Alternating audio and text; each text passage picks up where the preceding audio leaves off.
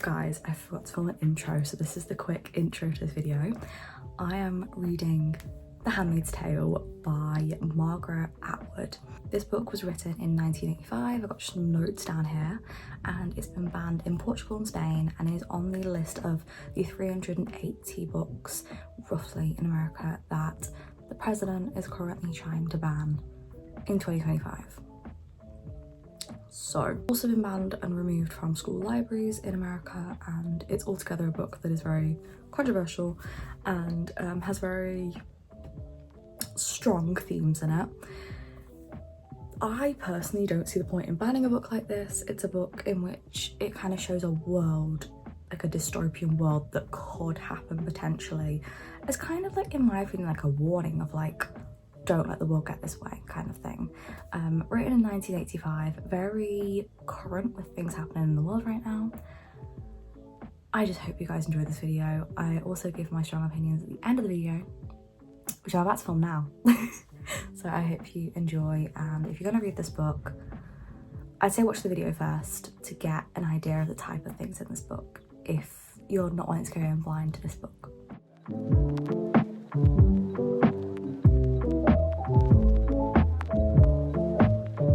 Hello, I have managed to get to page 49, and this book is like, it's written in a way that's like not very descriptive. Like, we're kind of expected to pick up what she's saying with very minimal things being said to us.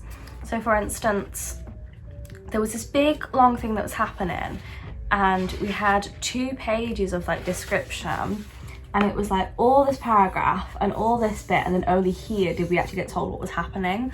So it's all from this person's perspective. It is a first person account of things that are happening. Nothing's really explained to us. We're kind of just thrown in the middle of this world with no explanation, no reasoning, and just kind of expected to be able to pick up what is going on from just slotting straight into the action. And I also put some sticky notes in to say what I've really thought about this book so far. It is a bit confusing, so notes are vital right now. Like, I forgot my sticky notes as well, so I can't do anything whilst I'm here at uni, but I do. I've got sticky notes. Have you? Yeah. Oh, thank you. In my bag. Can I borrow some? Yeah. Thank you. I think I am enjoying it. Like, I'm willing to carry on. It's just a little confusing at times. It is definitely a bit more literature fiction than it is just like fiction. I feel like it's just a bit more complicated, a bit more like a classic in my opinion. And I've never read a classic before, so like it's a little bit challenging, which we always love. The notes I put, so at page 27, which was the first time I stopped reading, I wrote down that the rules that we've learnt so far were, and we still know this now, are that the men can't touch the women, like it's just not allowed. Unless the government has given them permission. Handmaids in this are women, and they carry babies for people. By this I mean, so if you've got a husband and a wife, that husband will sleep with the handmaid, she will have the baby, and then they'll get the baby at the end, so the wife doesn't have to carry it. Very strange concept. Men have to earn the right to marry though. They don't automatically get the choice to marry. They have to earn it and be promoted. Handmaids travel in 2s so that neither of them can run off, and they are both present whilst the other person is doing stuff. So if one of them did run off, the other person would be a witness of what happened and be punished. Which we've not really seen anything into the punishments really. We've seen a little bit just recently, and I'll explain a bit more in a minute. And that there are uniforms for each title. Got to page 49, as I've said. I'm at chapter 8. I'll look at my iPad notes. So first of all, I've said that up to page 20, it was very confusing. If I'm honest, it was a bit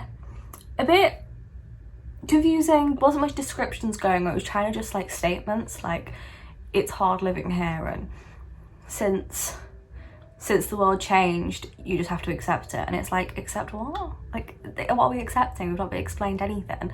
And that's what the author was chosen to do, is just not explain anything. You just kind of see it as it happens. 2 scenes that actually did help me understand more. There is a third one now. So the scene at the wife's home, there was a scene where she was discussing with a wife her role, which made you see more into how like these handmaids are going to be expected to like be with the wives' husbands, like just to have a baby, and that's it, that's the whole role. There was a scene with the guards, so there was some guards in booths that they had to give their IDs to, these handmaids, and these handmaids are like head to toe in a red dress, gloves, they have like blinders on so like people can't see their faces. and I think one of them tilted up and they could see like her mouth, and the guards were blushing and being like, oh, like, oh my gosh, because they are used to not being able to touch a woman, like, or see them, especially not the handmaids. Like, they are seen as like, they are honoured people, and it's seen as an honour to become a handmaid and to be able to carry children for people. That's expected of you as a woman. It's a very disturbing concept. It's very clear that our main character, I don't know what she's called, I think she might be called like Offred or something, I'm not sure. I think they go by like lost names. She clearly had a life before this. She keeps mentioning a man called Luke, whether or not that's like her husband or her boyfriend, and the fact that she had a child as well. So she clearly had a life before all of this. So this is all quite new, this whole new world of like handmaids and everything. Like, this is all something that's happened quite recently, and it's all like come to power really quickly. And this hasn't been a norm for a while, because she's still, you know, longing after Luke and everything, and wondering if he's safe and worried about him. Clear that this is only happening in one country, and it's not something that is like being kept secret or anything. The whole world knows about this. And I know this from, there was a scene where these tourists from Japan came down, and I think it's all set in America, and they were taking pictures of the handmaids and just fascinated by them. And the tour guide was like, is it okay if they take photos of you?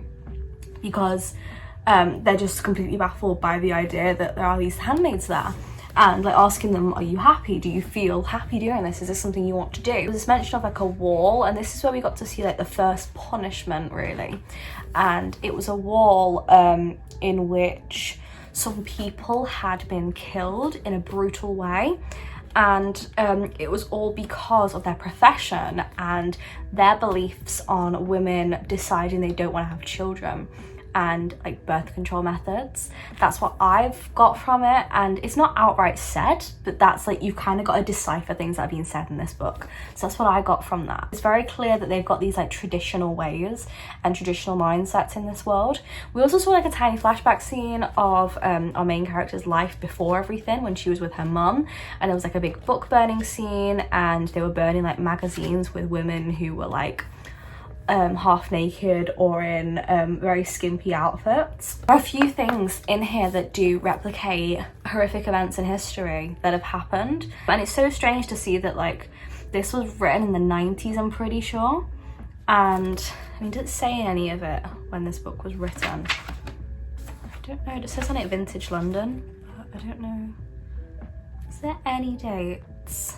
Published by Vintage, 1996. Yeah, 1996 this was made, and it's very interesting to see that this was made back then, and yet we've now got everything happening now in America where women are struggling to get birth control, and they are being denied abortions and denied a lot of health care unless there are very extreme circumstances happening. And by that I mean like them being on death's door, and even in some cases nothing happening still.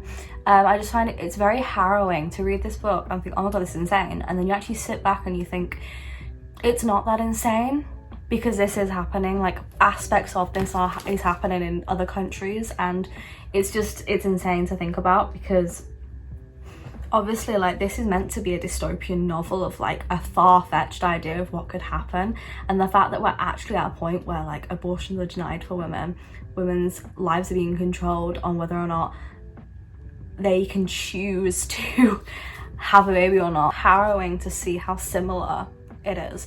And I usually don't talk about politics on here, but I just think the current world events is just too insane not to mention how similar it is to this freaking book. So yes, I'm going to continue a bit more now. Page 49, and I think Margaret's really, this is the writer is Margaret Atwood. I think she has really captivated, like, she's really created this world, and somehow she has created it so well, and I'm just I fully believe in it. Like, I'm reading this and I'm like, this feels like a real place, and I think that is a very talented writing to be able to do that, to make people feel like what they're reading is real. It is currently the next day, and I've actually managed to get to page 100. It's taken me like 2 full days to get to page 100. I don't really know what to say about that. I think it's just this book has got very heavy content, subject matter, for one, and two, I think that because the author is quite indirect. I think it's just taking me a little while longer to absorb the information than it usually would. So for instance, she'll say something but she doesn't really explain it very well. So for instance, I've done one sticky note here. So I basically said that this event wasn't instant, it was a gradual domino effect, and about how there was like murder in newspapers and things.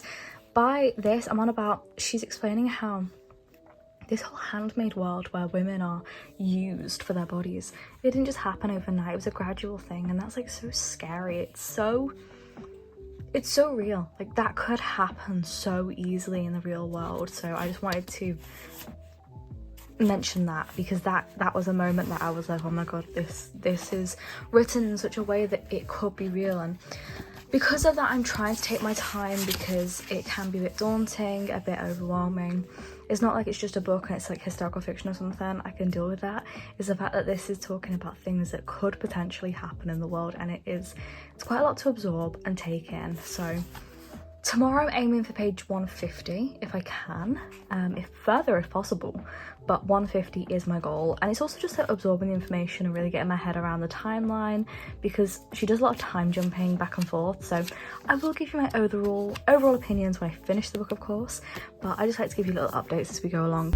It has been 2 days and I'm really fine to this book. Like, I'm so close to finishing it. I just thought I should do an update and really tell you about my thoughts and opinions. So I am up to page 280 and I'm so close to the end. Like, I've literally just got this tiny chunk, and I have been making so many notes all throughout this book. So I'm going to talk you through everything, tell you my thoughts and opinions. This probably will be quite a lengthy update because I've not updated you in a while, and I've also got loads of stuff written down as well here to also update you on. So this is probably first. Let me have a look. I think the first thing to update you on was that, what was this? We got a description. I don't know if I mentioned this. So on page 100, it was chapter 16, we got a description. So this is where things started to like go like a bit intense for me. So we had a description of our main character going through the ceremony.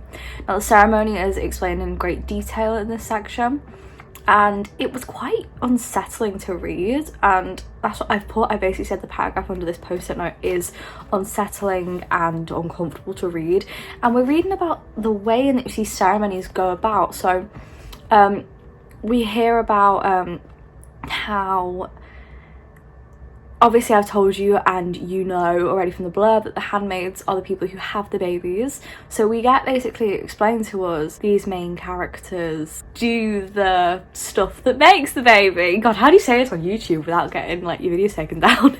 When a man and a woman love each other very much. Stop. Yeah, it was very graphic and very uncomfortable, especially with the way it was all described about how like they were like, wait, what was worn, and like how intimate it was, and by that I mean like unloving and just awkward and weird, and so many people were there witnessing it. Like, it was a very strange experience and written very well, and I will say Margaret E managed to make me so uncomfortable, the writer. So it was actually at this point as well that I did move over to the audiobook, and this was page 101, and the audiobook is read by Elizabeth Moss, and her voice is amazing. I've written here that her voice is very haunting, and the way that I listened to this whole scene to start with an audiobook, it was just captivating and it really got me. Like, her voice, really amazing for this book. The women in this book are solely seen as a body, not even a person, just an item to be used, and by this I mean we get like an explanation that the women are not meant to wear makeup, they're not allowed makeup, they're not allowed like body lotions or anything. They're given the basics and the necessities, because the stuff that this new world needs and wants is the stuff that's inside the woman. So they want them to have the baby, they want them to be used to, you know, do all that and be pregnant and everything. They don't think appearances matter at all, so why should you bother feeling nice about yourself, basically. So we're gonna skip on a few chapters to chapter 31 is where I started to make more notes. So I read a lot of this in audiobook, and it was very good. And I think it really worked as an audiobook because it's like somebody telling you about their life. It feels real. So chapter 31 starts at page 205, and that is like about the halfway point, just over. So at this point, the current plot was the female main character and the commander, which is the household that she works for. The wife's husband is called the commander, and he has this strange relationship with our main character. Like, he's constantly asking her to like come to him privately so they can have chats, and try to have like a very weird relationship with her, which he's not meant to have. It's not allowed. There's also been more of details to how our main character actually was, you know, found herself in this situation where she became a handmaid, because it's not the only position available for women. Like, there's so many other ones as well. And so we got a bit of an explanation about who her partner was in the outside world, her husband and her child and things, and it was a bit like an eye-opener that this woman has had a life before everything. We also got shown some of how everything began. So we saw the end of Congress, we saw how they would control women more. So for instance, one way they did it was not letting women own property, amongst other things, to try and like have a hold on people. There was also some topics that were brought up that I was just like getting more interested in. I was like, oh my god, wait, what I want to know about that, and then they make you wait ages before they told you things, which I loved. It just kept me like interested. Some of the writing was so like normalizing things that are just not normal. So as I said, I think I mentioned it, there's a wall that like they use to, what's the word, display people who they have killed and for reasons. I think I did mention it with the doctors, and they did put people on the wall again because our main character walks past this wall every day, and the way she was like, they only had 2 on there. It was the word like only, like little things like that say to me like how she's normalized it. Like, oh, there's only 2 today. Like, there's only 2 dead bodies on this wall that have been murdered. Like, that's insane. Information on what women really are allowed to do and not allowed to do. So some of the lists, some things on the list, these are not the only things, but these are some of them, are that they have to be covered at all times, body is only for babies, no personal upkeep necessary, as I said, reading and writing is not allowed, their word means nothing. The commander, we got more about his wife and more about like her personality, and I really don't like her. I think she's very catty, cunning, and uses people to her advantage, and I think she's a very nasty woman. I just don't like her. She is very much somebody that it's just a character that you think is an absolute bitch. Then had like a section where and this was towards the end of the chapter 33, or it's between 33 and 35. Start it again. We then had a chunk of the commander's thoughts on the world for women. And he basically like has this, obviously he's a commander and he agrees with how the world is and everything, he's got a very high position in it, and we basically saw an insight to why he agrees with everything the way it is. So for instance, he said things like, oh, women don't have to worry about bothering with money because they're not allowed to own it, and they don't have to worry about having to have a job, they can just focus on what they're made for, and that's to have children. It was such like backwards things, but at the same time they are things that people have said in real life, especially like the whole don't worry about other stuff, like just worry about what you're meant to do, which is having children. Like, I have heard people say that like in other countries and things. It's just insane to see it in a book and be like, oh my god. I think it's crazy. Basically got an insight to another person's life on how they ended up in the situation they're in. Got like a bit of a backstory basically, and the way it was written, the way it was told to us, was as if it was like a real event. And Margaret's really got this skill to be able to make these events feel real. Like, it doesn't feel like a story, it feels like an actual event that someone is recounting. And she's mentioning all this stuff about like things that happened to her and like how she was on the run and everything, and it's just so real. So we basically got like more explanation on what happened when well, what happens when a girl is captured and like forced to be in this world. And she basically explained, this woman, about how like she was made to watch movies of like war scenes. It was very graphic, like some of the stuff that she had to go through to like, you know, indoctrinate her into this situation and, you know, make you want to well, not make you want to stay because you have to stay, but to like try and brainwash you. All this stuff they try and do, like it just got so dark on this area, and this is about like page 250 onwards. It just got darker and darker, like the descriptions of like what these colonies do to people, and like so much death, what happens to other people. So obviously we hear a lot about like handmaids and things and younger women, but we then got more onto like the older women, and we also saw like how these girls, some of them really are normalizing things. So like there's one of them's got like a really bad job, and she's keeps saying things like, oh, you should come work here, it's not that bad, and she's like a prostitute, and it's like, you've normalized this in your head that this is like an okay thing to happen. It's insane. I'm gonna go read some more. I think I'm gonna have to process this for a couple days before I can like review it and like rate it and everything. I think that's the type of book it is. I just need time to think about things, but I'm really enjoying it, as you can tell. I've not really taken many breaks to like explain anything. That's why I've just like rambled at you, but I feel like I really needed to update you on everything. It's really good, but it's honestly just feels like an actual account of somebody's life. Like it's insane. The writing is phenomenal. Like I'm captivated. It's written brilliantly, and you're not spoon-fed things. Like you have to quite like, you know, think when you read this book. You have to think about what the characters mean, the metaphors that are being used. It's just a very good book, and at the start like they're quite subtle with things, and towards the end they're just outright telling us like things that have happened to them. So it has been a week. It has been a week since we've read this book. We have thought, we have processed, and I have opinions to share with you. I've got everything written down on my iPad right now. I will show you how crazy detailed my notes are for this book. Very detailed stuff. I'm going to be going through everything I've written down. Overall, gave this book a 4-star. And you might think that's a low rating, but for me, I rate books not just on how well they're written, but also how much I enjoyed them. And it's a very hard book to stomach, and not really any positive parts in this book.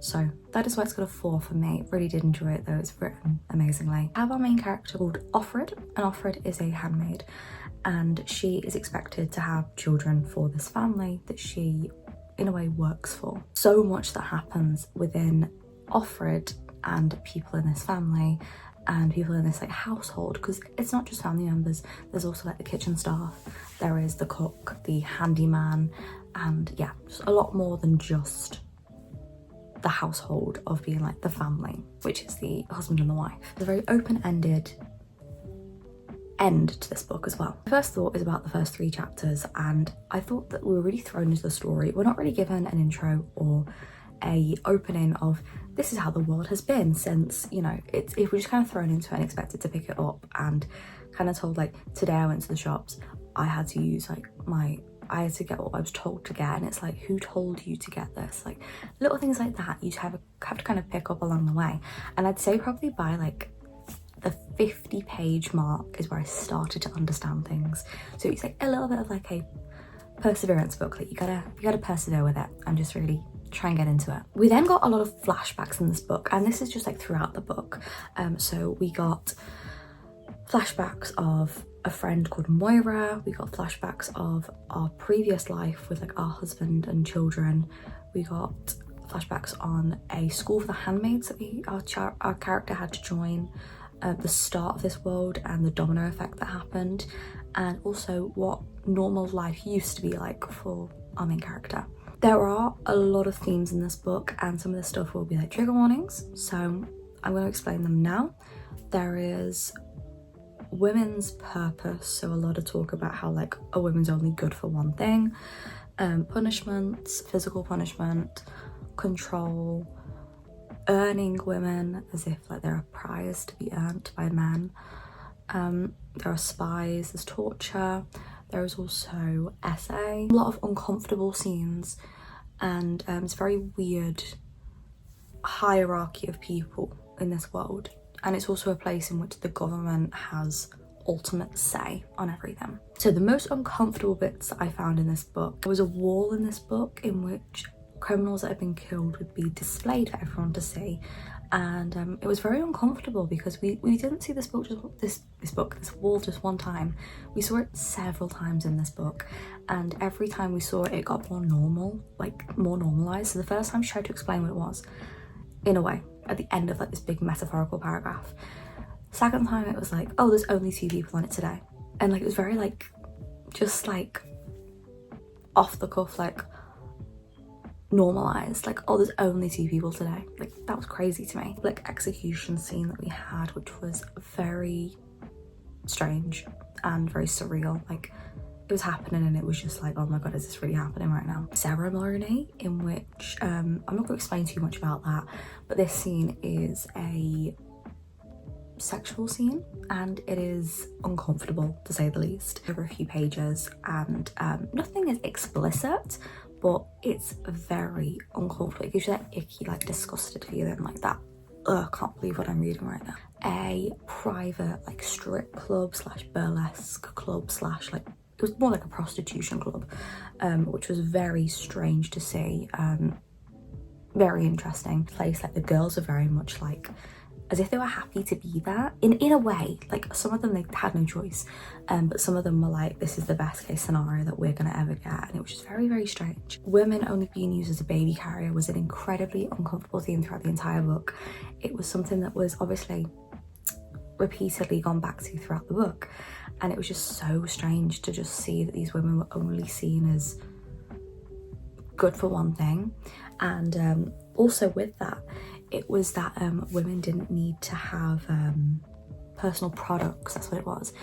They were seen as like, their bodies were the only thing that were needed to carry the baby, so they were not required to look a certain way or anything. I mean, the handmaids, they have these like blinders on so that you can't see their faces, because they're just seen as like a baby carrier, and that's it. The final thing that really got me was towards the last quarter of the book. The main character insinuates that she's gonna potentially read our narrative and our account of this world as if we're gonna experience this world, and that was just insane to me. I was like, oh my god. And the way it was done was like not even far-fetched. Like the way it was done was like as if to be like, maybe one day I'll read your account of the world like this. And I was just like I don't even think it said maybe, I'm pretty sure it said like, when I read your account of the world. And I was just like, oh my god, that's like a bit too like scared me a bit. Finally, I've got my last comments, and I've also got like a little paragraph I've written. So I'll read my last comments, then I'll read the paragraph, because I'm pretty sure I wrote the paragraph last. Comments, I put that the writing style added realism. You really believe that on some level this is happening in the world, especially since the political climate right now, and I'm from the UK, if you couldn't guess from the accent. So it's all set in the USA, and it, on some level, the way it's written feels like it's happening. It's insane. Some aspects didn't feel so far-fetched, in my opinion, like the whole like men are in control of the money and earn the money, and the fact that women are seen for only children, like that didn't seem like a far-fetched idea that some government would try and implicate into life, like into the world. The domino effect to start the inevitable is something that definitely could have happened. In this book, we see this domino effect which starts off small and it like escalates so much. So we only see 3 of the domino effect things that happen. Oh no, we see 4. So starting off with books were burnt and magazines were burnt. Then there was women couldn't work. Then it was women can't own money or property. And then number 4 was that there were people who were killed and lynched and murdered in the streets. And this was people who were doctors who like performed abortions, or it was women who like dressed too skimpily.